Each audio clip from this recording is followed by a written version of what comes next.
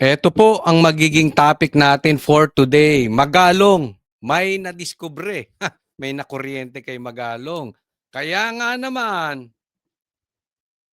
sinabing ipakukulong niya yung magpinsan. Iyon.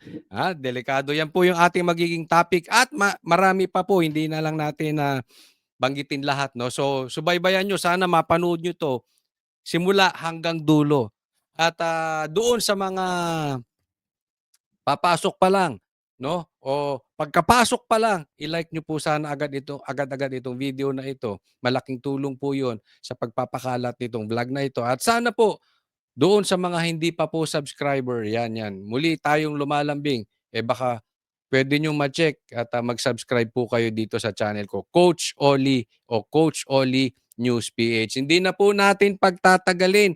Dediretso po tayo agad-agad sa ating topic dahil kay Coach Oli, bida ang balita.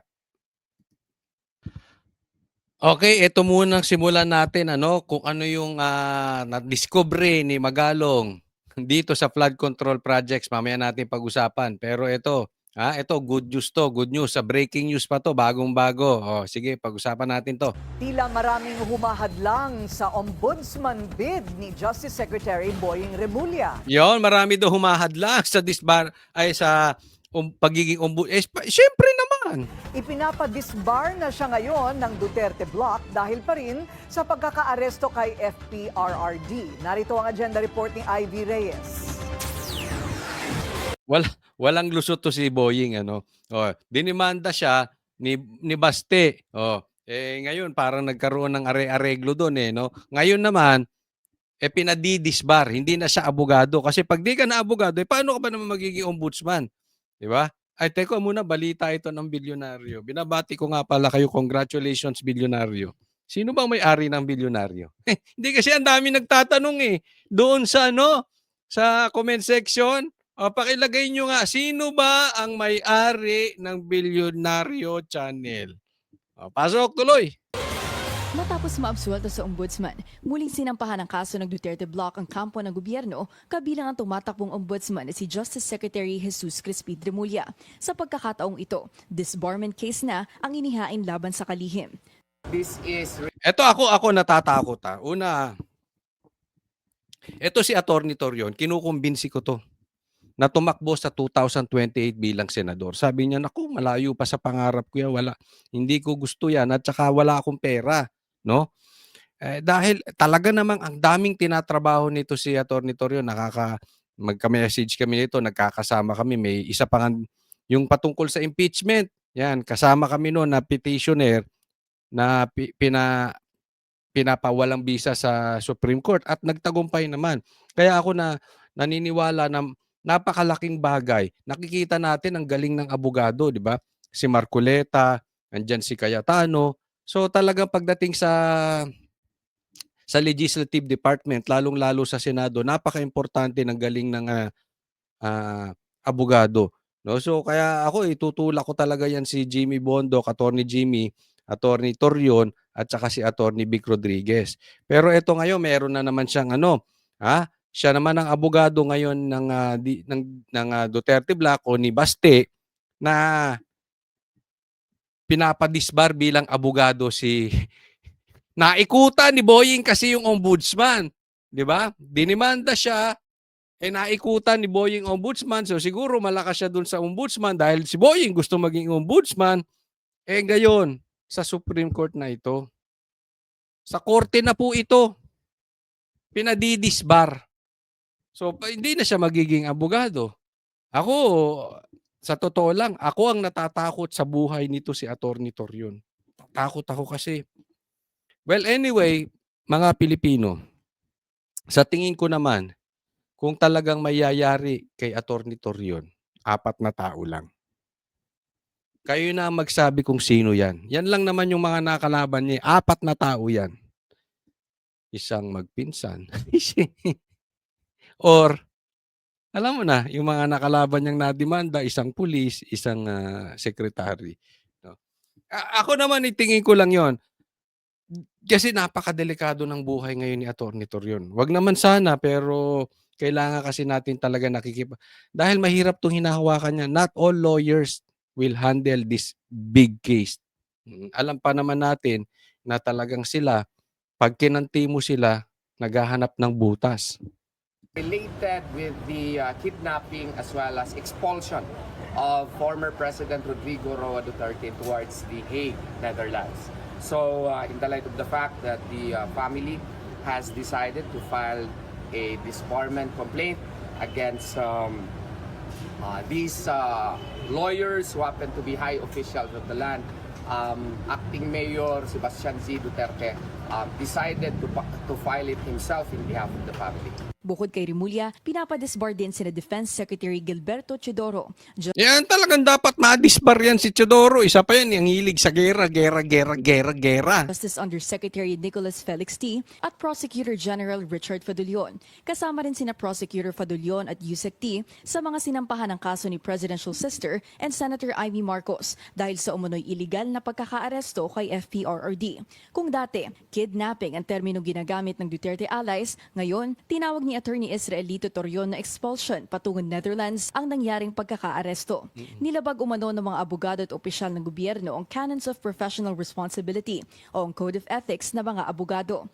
Si Davao City Acting Mayor Sebastian Baste Duterte ang petitioner ng latest case na ito. Si SOJ Remulla naman hindi na nagulat sa panibagong kasong isinampa ng Anyay Davao Group. This is not the first case he filed. He's been filing cases. Ang dami mo kasing ginawa. Hindi ba? Ang dami mo naman kalokohan kasi talagang ginawa. Pambihira. Pati si pati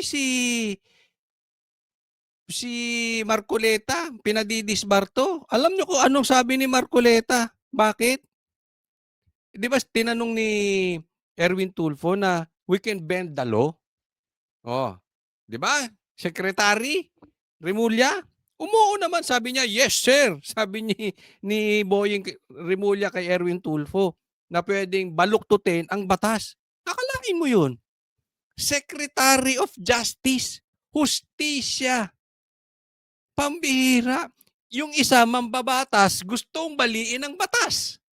Yung isa naman, Secretary ng Hustisya, Secretary of Justice, gustong baliin ang batas. Tapos gusto maging ombudsman. Ombudsman, babaliin mo batas. Talagang taryela. Taryela kayong mga taryela kayo. Pambihira, oh. Diba? Dapat talagang maano ito si Boying. Obviously, talagang sasampahan ka ng kaliwat kanang kaso dahil ang dami mo pinaggagawa eh. Oo. Pero ang bibilis ng mga kaso mo, lalo na yung sa anak mo, ang bilis. Biglang nagpawi. So, wala, expected lang yun. Sir, bakit niyo po nasabing expected? Kasi he lawyers for the Davao Group. Si Torion, iginiit na Expected na yon. Bakit? He lawyers for the Davao Group. So, ibig sabihin, politika. Hindi. Yung pagiging ombudsman mo, ang pagiging political. Dahil sigurado, pag naging ombudsman to, matatanggal as vice president si Sara. O kakasuhan yan. Kaya kayo ang namumulitika. Di ba? Alam mo, kalahati ng problema ng Pilipinas, kunwari wala si BP Sara, hindi nyo pag-iintindihin eh. Ang pag-iintindihin nyo, unahan kayo sa flood control projects dahil andun ang pera. wala itong kinalaman sa ombudsman bid ni Remulla. Pero Will this block the application? Hopefully. kung pumalyaman ang application ni Remulla, kagagawan daw ito ng sarili niyang mga aksyon. Ang gusto raw ng Duterte block accountability. Ang administrasyon naman naniniwala ang pagkakaaresto ni FPRRD ay nasa ngalan ng hustisya. Para sa agenda, Nasa ngalan ng hustisya, dinala nyo sa ICC? Ganyan na ba tayo? Hustisya ba yung Si PRRD, inuuwi yung mga kababayan nating may kaso sa ibang bansa, binadala rito. Kayo dinadala nyo sa ibang bansa. Di ba? Dapat lang, para sa akin, very dangerous. Isang politiko to. Di ba? Politiko to si ano eh. Tapos magiging ombudsman. Naku, napakadelikado nun. Next topic po tayo. Ito, pag-usapan natin yung may nakuryente kay Magalong. Ito, kakapangyari lang ngayong araw na ito. At may gusto niya na talagang ipakulong itong magpinsan. Panurin po natin. Matindi ang banat ni Baguio City Mayor Benjamin Magalong sa nagbitiw na si Congressman Zaldi Co. Bukod dyan, nagpaliwanag din si Magalong kung bakit siya umalis sa Independent Commission for Infrastructure. Nasa frontline na balitang yan, si Reynel Pawid. Yan ang pinaka-importanting masagot. It's unlikely na ang dami niyang sinasabing ebidensya, alam niya kung sino yung mga nangurakot, nagnakaw, tapos sinali siya sa ICI bilang investigador, bigla siyang umalis. Diba? Yun yung nakakapagtaka. Anong dahilan ni Magalong? Hindi na nagpatumpik-tumpik si Baguio City Mayor Benjamin Magalong nang humarap siya sa Senado. Agad niyang binira ang nagbitiw na kongresistang si Zaldi Co na nasasangkot sa anomalya sa mga flood control project. Hindi raw sapat ang pagre-resign na pinalalabas pa ng mga kaalyado ni Co na para bang sakripisyo sa bayan ang pagbibitiw nito. My God! Ha? Nagdakaw ka ng bayan, kasi sasabihin mo, it was a sacrifice on your part. Alam mo, totoo yan eh. Inis na inis ako. Itong si Magalong tsaka si Magalong. Sorry. Si Zaldi Co at tsaka si Tambi. Si Magalong naman, si Magalong. Si Zaldi, sakripisyo daw. Si Tambi naman, wala daw siyang ginawang masama. Pambira, lantarang panloloko tong mga to.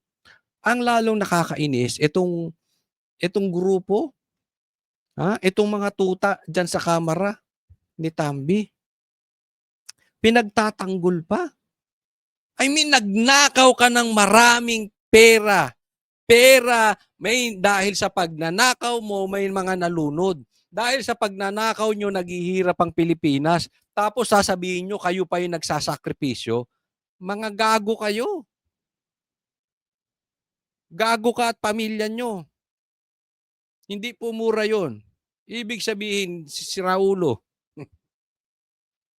Di ba? Anak kayo ni Tambi. Pambihirang buhay ito. Kayo pa ang nagsasakripisyo para sa... Alam nyo, sino nagsasakripisyo? Yung mga nagbabayad ng tax para makabili kayo ng mga helicopter. Sino nagsasakripisyo? Yung mga nagbabayad ng tama na buwis para makabili kayo ng isang katutak na bahay dyan sa Forbes. Tapos kayong nagsasakripisyo, mga animal kayo? Wala talagang konsensya itong mga ito. Demonyo yata itong mga ito eh. Lantarang panloloko sa Pilipino. Yung bang parang may ginawa na silang kasalanan, tapos walang guilt sa kanila. May konsensya pa ba itong mga to? May kaluluwa? And it's not an abandonment. Ganyan na ba kababa yung standard natin sa Kongreso, Mr. Chair? Ha? Ganyan na ba tayo kawalang hiya ngayon? Ha? Manhid, hypocrisy. Yes, exactly. Sobrang ipokrito nito mga ito. Just like yung mga kakamping. Kaya inis na inis talaga ako sa mga kakamping. Kung merong mga ipokritong tao sa Pilipinas, sila yun. Ito, sila. Ganyan na ba tayo kababa sa Kongreso? Galit na ito eh. Napanood ko itong buong niya. Interview niya, tsaka yan. Isipin ninyo, sinusolusyonan natin yung problema. Hinaharang nito mga congressman. Kaya nga sabi niya, ganyan na ba tayo kababa? Diyan sa Kongreso? Alam mo, walang tumatayo. Lintik kayong mga congressman. Kayong mga baklang congressman. Ni hindi man lang kayo magsalita. Alam nyo nangyayari dyan eh. Nakatabi lang kayo. Ito hindi porket hindi ka nang urakot. Pero ngayon, pagka hindi ka nagsasalita, alam mo may nangyayari in front of you. Tapos duwag kayo. Ang bihira itong mga congressman, mga binoto nyo. Huwag kayong boboto ng mga ganyang congressman. Paduda, parang yung magkapatid di lahat natulfo. Pagka may malalaking issue, tahimik. Kung kailan sila kailangan mag-ingay, tahimik. Nakaka-insulto sa mentalidad natin Pilipino. Dapat aniyang magpaliwanag si Ko, pero hindi lang si Ko ang binanata ng alkalde. Pinatamaan din niya ang banat sa kanya ni Palace Press Officer Yuse Claire Castro tungkol sa umano'y anomalya sa 118 million pesos na Baguio Tennis Court project na ang mga Diskaya ang kontraktor. Ang pagtalaga po sa kanya ng Pangulo ay bilang special advisor at hindi po lead investigator. Yun, bastos no? Kaya talaga itong bunganga ni Claire. Ang sabi niya, advisor, hindi investigador. Pambihira, siya yung may alam. Meron siyang mga ebidensya. Tapos hindi siya pwedeng mag-imbestiga. Anong papel niya? Advisor. So parang sinasabi, okay, Magalong, Mema, sabi lang kami na isinali ka namin dito. Kasi pag di ka namin sinali, puputukan na naman kami ng taong bayan. Dahil ikaw, sinasabi mo marami kang ebidensya, so sali ka na dito. Pero Magalong, huwag ka mag-iimbestiga. Hindi ka rito investigador. Advisor ka lang. So, i-advise mo kami. Ano ba ang hawak mong ebidensya? Patingin nga, advise mo kami at kami ang mag-iimbestiga. Ganon. Siya ang pinaka-credible mag-imbestiga dyan, tapos siya hindi pwedeng mag-imbestiga. Nakakuryente yung Pangulo. Kasi baka makalkal. Baka nga nakalkal ni Magalong. Kaya sinisilip yung tennis court. Tingnan mo ang kagago na itong mga to. Pagpalagay natin, may naging problema yung tennis court. Bigla-bigla na namang lumabas.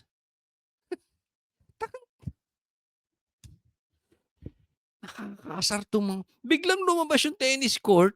Naging issue yung tennis court kay Bongbong Marcos.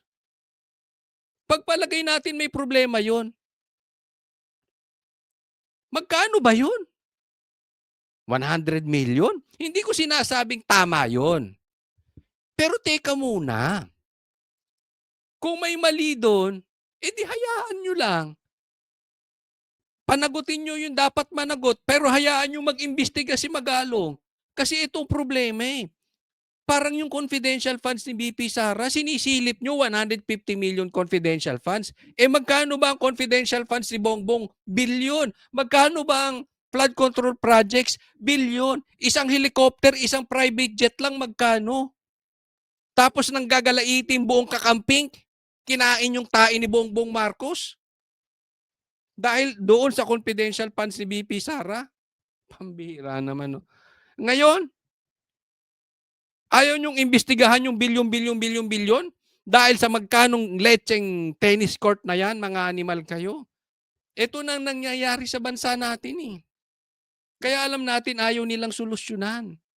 Imbis na hanapan ng solusyon, hinahanapan ng butas. Ito naman si Claire, kadadaldal kasi. Ito si Claire walang naitutulong sa bansa. Hindi ko alam kung nagsasalita siya ng pansarili niya. Kung siya yung nagsasalita pansarili niya, itali mo yung aso mo, Bongbong. Pero kung ito ay pinagsasalita mo, Bongbong, tago ka ng tago sa palda nito. Pambihira, hindi nakakatulong. Paano natin susolusyonan Inipit nyo yung mama na may mga ebidensya. Kayo ba, gusto nyo talaga masolusyonan tong problema natin sa flood control? O gusto nyo gumawa ng pelikula? Sarsuela. Or in any other form na pag-iimbestiga. Tungkol naman po sa tennis court na di umano ay maanomalya. At dahil dito po, nakausap po natin ang Pangulo kahapon Kung may issue po tungkol sa conflict of interest, ang sabi po ng Pangulo ay ipapaaral na ito sa legal team. Gago! Gago yung Pangulo na yan kung ganyan. Pambihira, pinuna mo yung tennis court ni Magalong.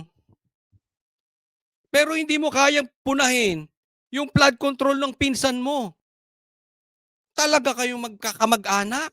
Kayo salot ng bansang Pilipinas, mga animal.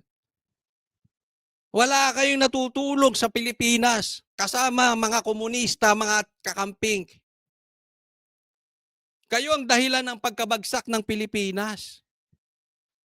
Kung ano-anong sinisilip ninyo. Can we just focus doon sa mga magnanakaw patungkol dyan sa baha. Napupunta kayo sa bubwit. Pinagpapapansin nyo. Ganitong ginagawa nila eh. Parang, teka muna. Magalong, hindi ka pwedeng maging model. Bakit? Madumi yung kuko mo eh. Kala mo kung magsalita sila. Eh buong katawan nyo madumi.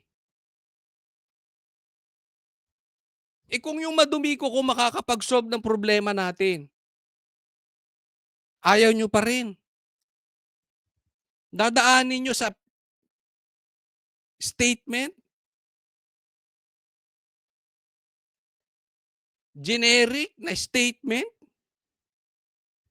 The mere fact na sinabing, you're not an investigator, you're just a legal advisor. Yun ang sinasabi. Ganito yung kasimple, hindi lang ganito kadikit, kadiin. Magalong, huwag kang mag-iimbestiga. Kami lang. Baka, sa pag-iimbestiga mo, pati drug use ko, makita mo, patay kang bata ka. So, ibig sabihin, simple lang yon. Ayaw, huwag ka na mag-imbestiga. Tapos bigla mong palalabasin na maanumalyang tennis court. I think, below the belt yun. Probably, she's taking orders from someone else na hindi ko alam. Kanino pa siya magte-take ng order? E di kay Bongbong Marcos. Di ba? Yun yung presko na sinasabi nitong si Magalong eh. Kaya, pansinin nyo to. Okay? Pansinin nyo to. Lahat ng may matutumbok, uulitin ko, pakinggan nyo to, mga kakamping tsaka mga komunista. Lahat ng may matutumbok na malaking ebidensya laban sa mga masterminds, sisilipan nila ng tennis court. Anong ibig kong sabihin? Kaya yung iba natatakot magsalita. Baka silipan sila ng silipan. Kaya bilib ako sa tapang nitong si Magalong eh. Kaya yung ibang congressman, yung ibang senador, duwag, hindi nagsasalita dahil baka masilipan. Hindi ko sinasabing mali yung ginawa nila sa tennis court, hindi ko rin sinasabing tama. Ang punto rito, bakit ang nahahype ng media, ang nahahype ni Bongbong, ang nahahype ni Tambi, ang nahahype ng kakamping, yung mga maliliit? Asan ang problema natin? Ito sana solusyonan natin. Ha? Sana kung gusto natin ng solusyon sa problema, solusyonan muna. Ipakulong muna. Maparusahan muna. Managot muna yung mastermind. Yung mga ibang madudumi, kaya wala akong interes sa mga diskaya, herna-herna. Wala akong pakialam sa mga yan eh. Huwag muna natin puntahan. Pwede ba kayo mga kakamping? Halatang-halata naman kayo. Kayong mga komunista, halatang-halata naman kayo. Hanapin muna natin yung mastermind. Hindi ko sinasabing makawala ito mga bubuwit. Focus muna tayo dun sa main problem. Dahil pag ito ugat eh, yung mastermind, bunutin mo yung ugat niyan, patay na yung puno na yan. Pero kahit tanggalan mo ng dahon niyang puno na yan, tutubo at tutubo pa rin yan. Pwede ba magkasundo-sundo tayo doon? Kung pula ka man, asul ka man, blue ka man, white ka man, pinklawang ka man, komunista ka man, drug addict ka man. Solusyonan muna natin, hulihin muna natin yung mastermind. Doon muna tayo mag-focus sa mastermind. Pag nahuli na yan, sige. Lahat ng gusto nyo ipakulong na nakinabang, pakulong ninyo. Pero nangyayari, nakakawala, natatakbo yung pera natin. Dahil fino-focus nila dun sa maliliit eh. Yung mastermind, hayahay ng buhay, labas ang bansa. Eh sabi nga, si Tambiro, wala na raw sa bansa eh, sabi ni Amy. O ano mangyayari sa atin yan? Mauubos pera natin. Ayaw kasi kayo mag-focus sa mastermind eh. Doon muna tayo mag-focus sa mastermind.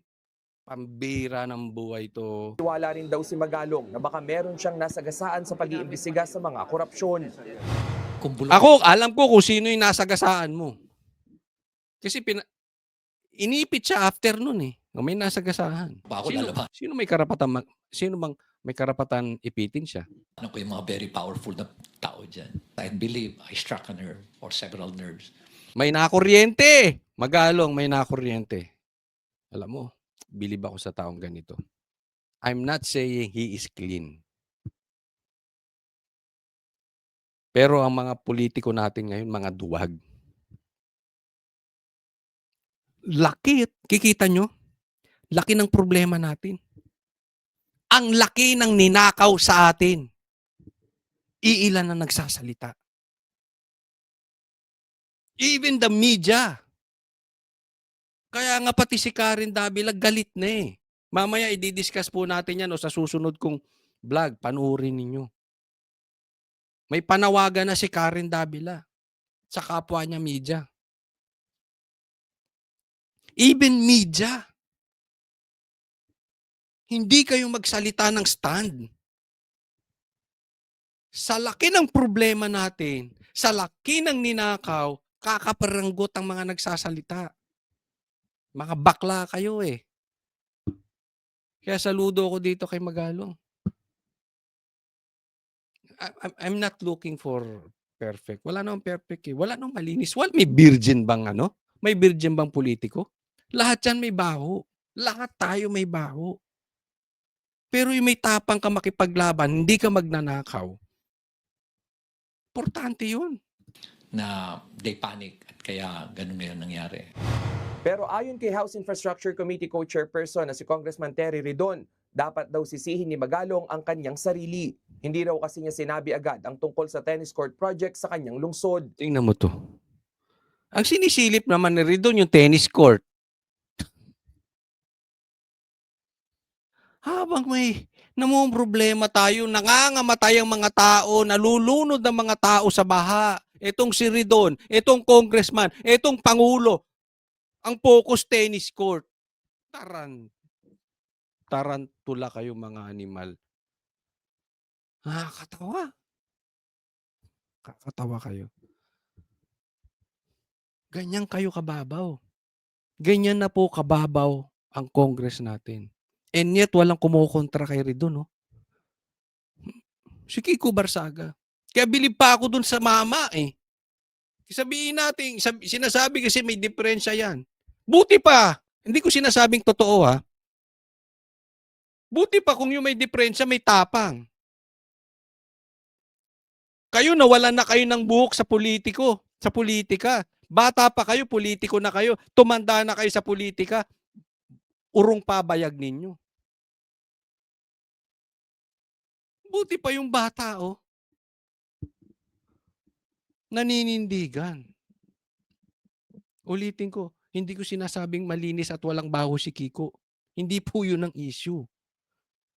Ang issue dito, sino bang solve dun sa main problem natin? Anong problema? Hulihin yung mastermind na magnanakaw ng baha, ng flood control. Yun po ang main problem. Hahanapan mo kami ng tennis court, Ridon? Gago. Mga kasamahan naman Congress, tahimik. Kainis. Ito'y kahit alam naman na niyang mainit ang issue ng kickback, partikular na mga diskaya. Sa huli nanindigan si Mayor Magalong na nananatiling maintegridad ang investigasyon ng ICI, pero mas maganda raw kung isa sa publiko ito. Nagbabalita mula sa Tama. May tama at may mali si Magalong doon. Naniniwala daw, kasi tinanong siya kung meron pang integrity yung ICI.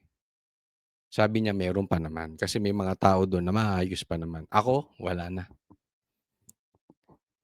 The mere fact na hinarang ka na ikaw very vocal sa media na may mga ebidensya ka, tapos sinilipan ka na sinilipan, tapos umalis ka dyan, wala nang credibility sa akin yan. Yeah. Tapos, naniniwala daw siya na tama, dapat may transparency. Dapat yan live. Dapat nakikita ng tao. Hindi, ayaw nila yun. Itatago nila sa tao. O, di sarswela nga ang gusto ng mga yan. Paglabas niyan, ang dami palang magnanakaw. Nasaan? Nasa Davao. Pero ang tunay na malinis ng Pilipinas ay yung magpinsang Marcos at Tambi. Tingnan mo, ganyan mga iimbestigahan yan. Ganyan ang kalalabasan ng resulta niyan. Oh, kasalanan ni PRRD. Si Tambi, malinis. Si Bongbong, hindi adik. Malinis. Pustahan? Nako. Kaya naman, nagustuhan ko tong panawagan ni Magalong. Tingnan po natin. Ito po, nakita ko sa post ng, ng Daily Tribune. Sabi nila, Magalong links Romualdez to flood control anomalies. Urges jail time. So dapat, para sa kanya, makulong si Tambi. Hindi lang niya mabanggit, no? Kasi kanina nga tinatanong siya, sino kaya ang nakuryente at sinong kumumpas na banggitin ni Claire yung tennis court? Sino pa? Di si Bongbong. Di ba? Kaya ako naniniwala ako, nagkaroon dyan ng alam nila hindi nila mahahawakan sa liig si Magalong. Ididiin talaga. Ididiin si Tambi. At hindi lang si Tambi. Kasi definitely, pag si Tambi talaga bumagsak, it will really direct to Marcos. Dalawa po makukulong yan. Dalawa po yan. Naniniwala ako. Dalawa yan. Kung magtatagumpay, dalawang ipakukulong ni Magalong yan. And I honestly believe may ebidensya siya laban. Kaya siya nagsasalita kay Tambi ng ganyan. May ebidensya siya na dapat makulong si Tambi. At dapat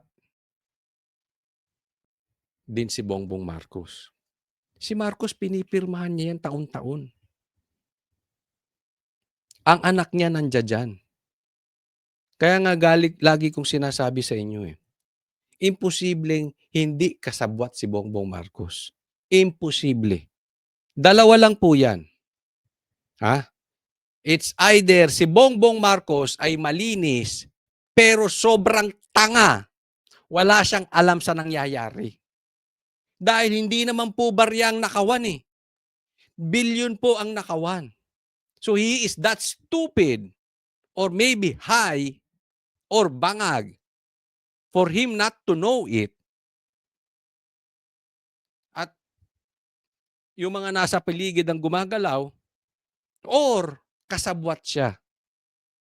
You pick your choice. He is just stupid or kasabwat. Ako tingin ko, kasabwat. Bilyon ang ninanakaw. Pinsan mo nilagay mo dun. Ikaw naglagay dyan as House Speaker. So wala kang alam. Asawa mo, abogado. Naghatid ng pera sa Malacanang. Wow. Hindi ka pinapayuhan ng abogado mong asawa? Hindi kayo ganyang ka-stupid. Tingnan nyo po to. Kaya naman may punto 'tong sinabi ni Kiko Barsaga, eh. Post niya 'to sa kanyang, Facebook. Sabi niya, "Ngayon, si Mayor Magalong naman ang sinisiraan ni Marcos." 'Di ba? 'Yan yung punto ko kanina. Lahat, lahat ng maituturo o madidirect. Kasi ang gusto nilang klaseng imbestigasyon dito kayo sa ilalim, ha. Imbestigahan niyo DPWH, imbestigahan niyo yung mga kontraktor, district engineers, et cetera, huwag kayong pupunta sa taas. 'Pag napunta kayo sa taas, may lalabas na baho katulad kay Cheese, kay Marcoleta, kay Magalong, style bulok, eh. Kaya yung ibang congressman duwag na lang, tahimik na lang. Yung iba naman talagang tuta ni Tambi, tahol ng tahol. Pero yung iba nanatili na lang tahimik baka masilipan, eh. Kaya ulitin ko, bilib ako sa tapang nitong si Kiko Barsaga. Ano ba ang nakita niya sa ICI na kinakatakutan ni Marcos? Yun ang tanong ni Congressman Kiko Barsaga. Obviously, si Marcos ang ayaw mapunta siya diyan. Ayaw niyang, baka hindi lang sinasabi ni Magalong na nagkaroon ng talks. Dito lang tayo, dito lang. Eh, hindi mo naman magaganon yung mama, eh. Marcos, eto. Kung seryoso ka, paimbestigahan mo ang Ilocos Norte at ang Leyte. Hayaan mo muna yung mga DE na yan, yung mga kontraktor na yan. Doon muna tayo sa mastermind. Unless ikaw ang mastermind kaya takot kang pumunta doon sa higher than the contractors, higher than the DPWH, higher than Tambi. Obvious, eh. Halatang-halata kayo. Tingnan niyo po itong next. Eto, ngayon, gusto kong tingnan nyo. Sa laki ng problema ng bansang Pilipinas, ito ang bukang bibig. Ito yung nasa interview ng isang vlogger. Ito ang topic nila. Ang laki ng problema sa baha. Ang focus ng Pinklawan, kakamping, kain suka, komunista, si Duterte. Kita mo? Diversion na diversion. Hindi talaga nila gustong tulungan ng Pilipinas. Ulitin ko, kaya wala akong kabilib-bilib dito sa mga... Pasensya na, may mga kaibigan akong kakamping. Wala akong bilib sa tayo ninyo. Sarili nyo lang ang iniisip ninyo. Di ba? Vlogger ka. Ang laki ng problema sa Pilipinas. Concern mo. Interviewin mo. Yung galit kay PRRD. Patitira mo pa si Magalong. Anong klaseng vlogger? Anong klaseng nangyari sa media natin? Di ba? Naging utak komunista na tayo. Ano ba komunista? Para sirain ang Pilipinas. Yan lang naman ang gusto niyan, eh. Manggulo sa Pilipinas. Ano sabi ni Trillanes? Sinabing nagdadrama lang sa mga doktor si dating Pangulong Duterte. Sana, Trillanes, hindi ito mangyari sa'yo. Dahil marami ka ring kaso. Baka hanggang pagtanda mo nasa kulungan ka.